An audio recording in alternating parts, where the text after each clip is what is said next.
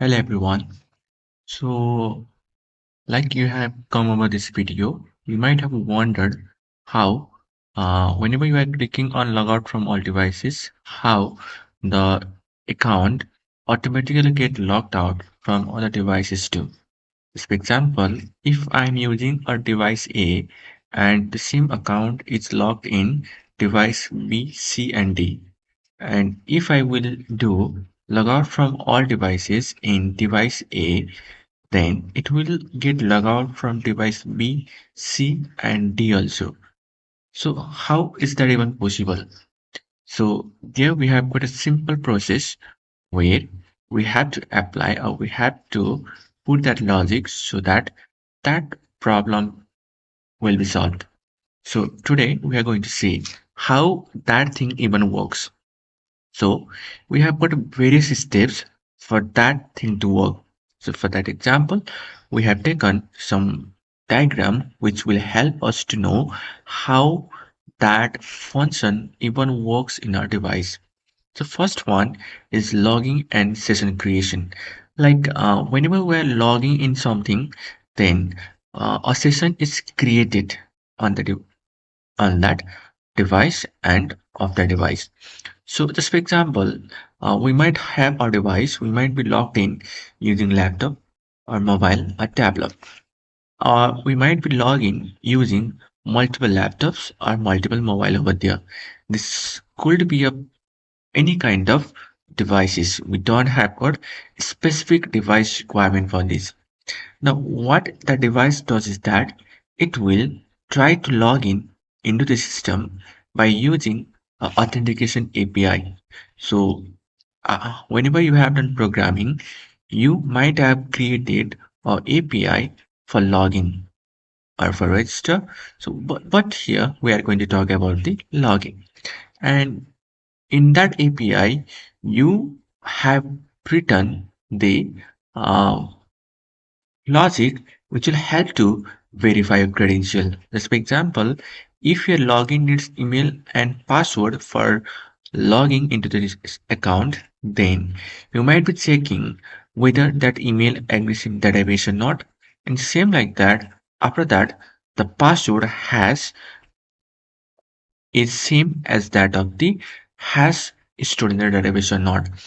So after you have done that thing, so after the credentials are verified, then you will start to create a session over there. So while creating sessions, we will create session for each devices. That is, just for example, if you are logging in through mobile phone, then the mobile phone session will be created and saved in the database. After that, if you will log in through tablet, another session is created for the same user. So you will create one session per device.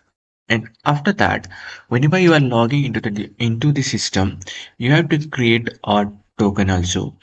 Yes, you might have heard about JWT token. So in that one, you will create a token. Token are basically hashed format for our user. So that token can contain different kind of s- data.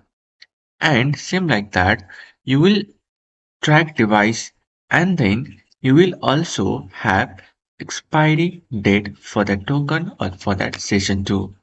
So while tracking devices, you might store the IP address, you might store the device type or operating system from where you have been logged in.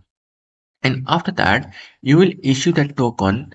And what the token contains is that token contain user ID, session ID, and token version ID. Where for multiple devices, the user ID will be same. Just for example, if you log in to the same account through mobile and tablet, both mobile and tablet token will have got the same user ID, like 101. But they will have got different session ID because as we have talked earlier that for different devices different sessions are created. So if there is different sessions, then different session ID is created over there. Then after that there will be a token version also. So We will also add version to that token and then hash that, and after that we'll store that token into the database, and as well as we will return that token to the devices so that the device can also store the token, and then it can be used in the future for generating other token. So if you don't know the concept of refresh token and access token, you can comment down and I will make a video about that thing. So after this process, then there comes the validation part. Means whenever we are requesting to the server, whenever we are performing any kind of work, we have to validate each and every request over there. Just for example, if you have been logged out already from another devices, and if you try to do any kind of work from the previous devices, then that work must not have to be done. So how that validation is done, how the server knows that you have been already logged out and you are not the same user who is trying to access the system. So for that one, what you do is that you will request to the server with the access token or refresh token. So there might be two types of token system where we can do the work with a single token only called access token, or we might do the work with the help of access and refresh token. So this is a very important concept. If we use only one token, then there are lots of disadvantages. So that's why many of the modern system uses two token system, that is access and refresh. So after you will send request to the server with token, then our server will check for that token. So it will check the data which is stored in that token and the expiry time of that token also, like whether the token has already expired or not, because the user might be sending the token which has been already expired, and that token must not have to work. Why I'm telling that? Because that token already contains the user ID, session ID, and token version. But what makes difference is that the token will have got the expiry date or expiry time. So that will create a difference over there while verifying. Now, if the token is already expired, then obviously the server will tell it that it is not a valid user. And if it is verified, then the server will allow the request and go to the controller. And between that, you can see there, whenever we give the token to the server will extract the data from there. Like what I have told, user ID, session ID, and token version. And server will check that. Server will check the token version, and then server will check whether the session exists or not. Means the token contains session ID, and that session ID is located or is here in the database or not, that will be checked. And after that, the session is not revoked, and then the session is not expired. If any of these check fails, then it will reject the request and it will send 401 unauthorized access message to the front end, and the front end will show the message accordingly to the user. But if this validation works, if all the check will work in the server, then it will allow request to the controller. Controller means the place where we write down the logic. Now the third is that the main one, logout from all devices, how it actually works then. So just for example, from current devices where you are using, if user will click logout from all devices, what it does is that it will send a request to the server to the API address called as logout all. And in that API address, it will authenticate the caller, means it will authenticate the user, whoever is calling that endpoint called logout all, and then it will get user ID from that verified token, as the token is sent to the server and the token contains user ID, session ID, and token version. And then with the help of database transaction. So what is called transaction? Transaction means a kind of process where if any of the process fails, then the whole process will be terminated over there. Just for example, whenever you are sending money from one account to another during bank transaction, if you are sending money from one user and another user does not receive that, then the whole transaction will fail over there.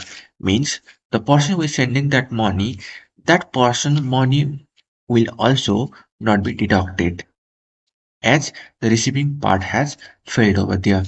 So in that same way, we'll have got database transaction. So in that one, what it does is that it will revoke every user session, means it will delete the user session which is stored in the database, and then the token version too. Just for example, if the token version was 7 previously, it will increase that to 8 and create a new session and new token with that. And whenever we are doing this thing, we have to remember that we have to create a security audit log over there. Why? Because that log will help us to know in the future, like who has done that logout from all devices or from where the event has occurred. And then along with that one, we have to store that authentication in the Redis also or in any kind of caching database. So that new session or new token is updated in the Redis session with the increment version like version 8. That is, before we had got token version 7 and session A, B and C were active, means device A and B, C were active. But after this event has occurred, what happens is that the token version will increase from 7 to 8, and then those sessions which are stored in the database, they will be revoked from there. And then the current browser from where we'll try to log in or we'll try to access the user account. So from that one, all the cookies will have to be clear, and then the login screen must have to be shown. Along with cookies, there might be other authentication state also. Like there might be the user data stored in cookies or it might be stored in local storage. So you might follow different kind of thing. And after you have cleared all that thing, you will show the login screen. So in this way, you will be log out from all devices automatically. Now, but what actually happens on another device? We have just talked about the device from where we have triggered the event. But from another devices, whoever is trying to log in from there, what happens over there? So from that old devices, that old device still contain the old token over there. Yes, the token has only refreshed in the same devices from where we have done logout from all devices, but the old device still contain the old token. What does old token contains? It will contain the user ID, it will contain the session ID, and it will contain the token version, where the token version is the previous one. But we have already moved towards the token version 8. That is, the token version will increase while we are trying to log out from all device. Then after the server will try to check that thing, after the server will find out that the token version is different, then the session is revoked from that old device too. Means we will get log out automatically from the old device also.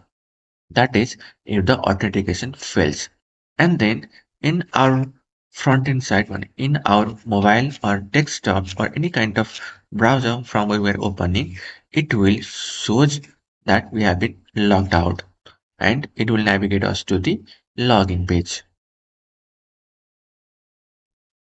And you have to remember that whenever we are logging from all devices, the server does not have access to our front end to our browser. It does not erase that token from other devices automatically. You have to write down the code in the front end part where if validation does not work, if the server does not understand who the user is, then you have to automatically remove that token from other devices. So that's how the logic must have to be written. Same like that extra point over here, it has written how the refresh token flow in our system. So whenever you are sending refresh token means from the front end or from the browser, then it with the help of refresh token, it will try to find out the session. And after that, in the session, in the refresh token, which is in hashed format, it will check for expiry and other things stored in that token. Then the server will check for that user whether the token is valid or not. If that token is valid, then after that new token is generated over there. Means new access token and refresh token is generated over there. And that same token from server is given to the browser for storing. But if the decision is invalid, means if server cannot validate that, then it will return 401 error and we will be forced towards the login screen. So that's how the logout from all devices work. Hope you have understood how it works, and if you like this video, then don't forget to subscribe.